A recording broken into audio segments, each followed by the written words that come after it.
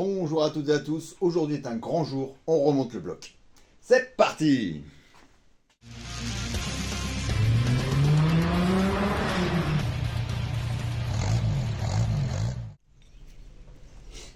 Donc là tout est prêt, j'ai déjà défait le support. Bon, ça ne va pas grand chose de vous le filmer. J'ai remis l'équilibreur dessus, que j'avais rallongé à l'époque. Si vous voulez voir l'histoire, pourquoi ça n'allait pas, allez voir dans les premières vidéos à la dépose. Là, on va le lever pour le libérer en fait des deux cales que j'ai mis et on va commencer à essayer de l'avancer tout doucement pour le mettre derrière. Tout est remonté, le reste, on est prêt. Là, on est prêt pour la repose.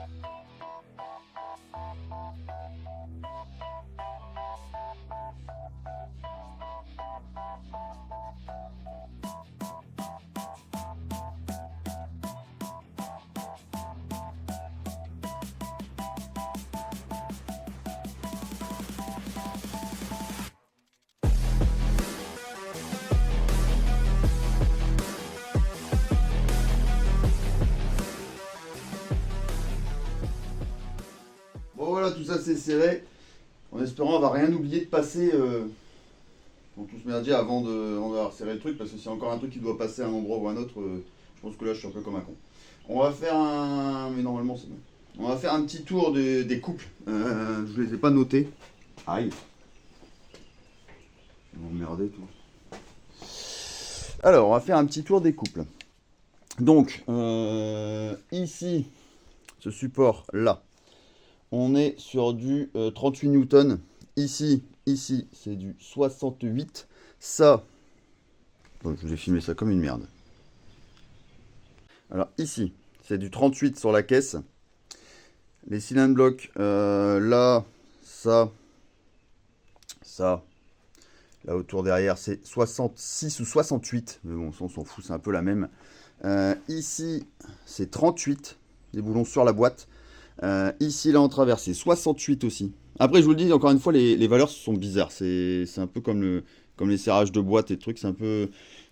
pour différentes voitures, et je suis obligé de faire par rapport aux diamètres qui correspondent pas... Les diamètres que j'ai correspondent pas à l'R50, donc c'est un peu du brin. Et je vais vous montrer celui du dessous. Celui du dessous, c'est 100 newtons, autant sur le berceau. Mais je l'avais redesserré, en fait, celui-là, je vous l'ai pas dit. Je vous l'ai pas dit, je l'avais redesserré pour être sûr qu'il se mette bien au moment où j'enfile le moteur. Donc, pour qu'il puisse bouger, en fait. Donc là, c'est 100 newtons comme ça, et 100 newtons celui qui va sur le moteur. Donc là, c'est une très bonne chose de fait, je suis bien content, ça s'est monté. Maintenant, on va essayer de rebrancher un peu le tout. Je vais essayer de voir niveau boîte à fusible, avec les commandes de boîte. Parce que je pense qu'il va falloir que je redémonte mon bocal de direction assistée, parce que je suis pas sûr d'avoir la place pour les remettre. Enfin, que je reprenne les photos aussi, parce que je sais plus laquelle va où. J'aurais dû noter droite-gauche, je ne l'ai pas noté. En fait, on va essayer de rebrancher un peu tous les tuyaux. Tuyauterie carburant qui sont là-bas, les tuyauteries... Tu le sens ce moment de solitude? La tuyauterie qui est censée aller sur la pompe, que je n'ai pas. Ah merde. C'est bizarre, elle devrait être dessus. Faut que j'aille voir en dessous. Quoi encore? Les tuyauteries d'eau aussi derrière, j'en ai deux. J'ai deux à rattraper. Celle-là, elle tombe pile poil bien. Celle-là, elle arrive direct. Et celle-là, elle vient ici. C'est très bien aussi. Là, normalement, j'en ai une balèze aussi qui doit revenir. Ouais, non, normalement, on n'est pas trop mal. Je pense que je devrais réussir à me démerdouiller, à faire quelque chose de pas mal. Mais ça vient là. Ce truc là. Ah, voilà. Ouais. On va continuer à brancher un petit peu tout ça. Bon, comme je te l'ai dit, je vais pas tout filmer parce que là, c'est le remontage. Donc, c'est moins. C'était plus important au niveau du démontage. Quand tu l'as démonté, techniquement, tu sais le remonter. C'est là où, je dis bien techniquement. Je vais par contre vous filmer de plus près le support de commande de boîte, en fait, les deux commandes qui reviennent sur la boîte. Hier, j'ai pété un câble, hier matin, hier soir, pour essayer de voir comment ça marchait. J'ai essayé de retrouver des photos, j'en avais évidemment pas pris. C'est toujours comme ça. Et là, je pense que j'ai enfin trouvé la solution. C'est bidon, hein, mais juste pour celui qui galère, au moins, je vais le montrer de plus près. Ça peut aider. Pour une bonne santé mentale, ça peut aider.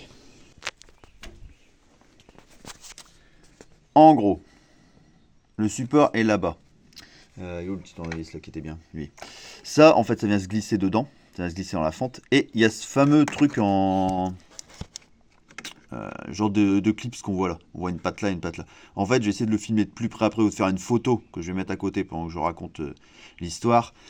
Il faut... Là, moi, je l'ai essayé toujours de le passer devant. Ça n'a jamais été. En fait, il faut le passer derrière, j'ai l'impression, et le ramener devant. Alors, j'espère que c'est comme ça. En tout cas, là, pour le coup, ça tient. Donc, je vais essayer de faire la deuxième pareil, et ensuite, il suffira de les rebrancher dans les deux tétons prévus à cet effet.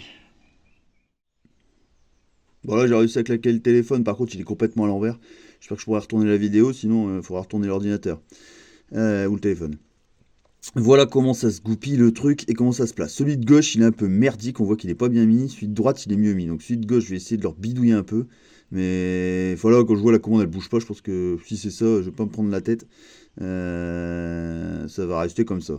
Si je tire dessus, ça fait plus se barrer. Mais c'est parce que on voit la petite patte à gauche de la partie gauche, elle est pas dans le cran. Donc je me dis que ce serait con que ça saute en route. Je vais essayer de voir pour remettre ça un peu mieux.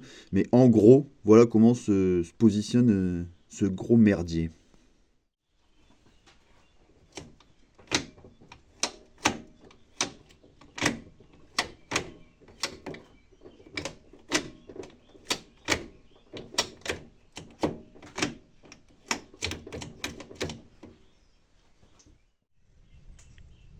Bon, maintenant que les commandes de boîte c'est bon, il y a un tuyau ici à brancher sur le côté, un tuyau d'eau et le même là-bas derrière. On va brancher déjà ces deux tuyaux. Sur le côté de la culasse c'est fait et derrière c'est fait aussi. J'ai rajouté une petite protection là, sur le côté parce que deux tuyaux se touchent. Alors je sais pas s'ils se touchent avant parce que j'ai pas de marque, mais là ils se touchent un peu donc j'ai remis une petite protection. Bon là on va remettre les tuyaux. de gasoil. Donc là c'est le même principe qu'au démontage, c'est des trucs qui se clipsent. Voilà, comme ça. Et là tu pries en fait parce qu'il y a des joints à l'intérieur, tu pries pour que le joint se mette bien. Et surtout que depuis le temps que c'est débranché, ça se mette pas à fuir, du genre de joint sec ou... Donc là ce qu'on va faire c'est qu'on va reboulonner la ligne sur le catalyseur. Ouais. J'ai même pas vérifié ce truc là en fait, il est quasiment tombé pile en face. C'est beau, c'est beau. On va prendre ce qu'il faut et on va serrer cette chose.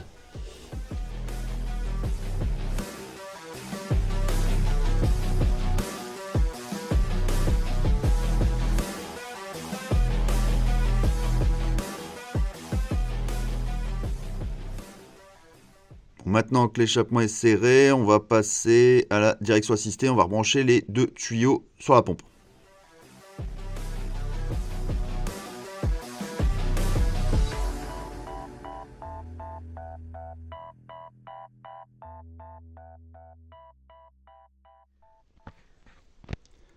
Voilà, l'idée avec le boîtier à fusible, c'est d'aller brancher ça en dessous pour qu'elle rejoigne la prise qui est à côté de celle qui a le fil rouge.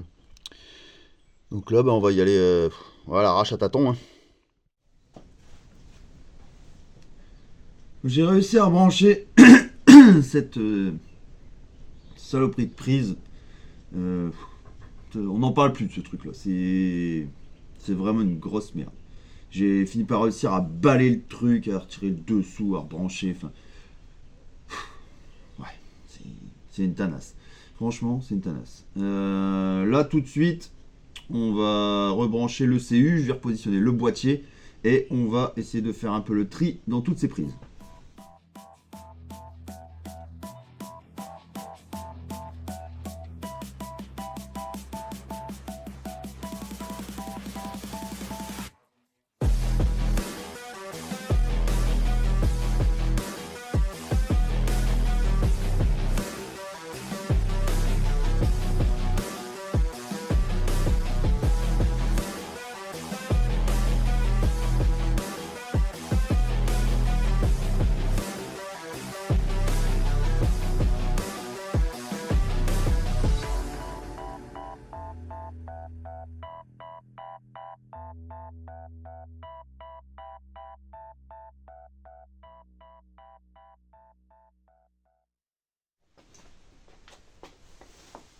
Bon, donc, pour finaliser un peu tout ça, je pense qu'on va arrêter là pour cette vidéo.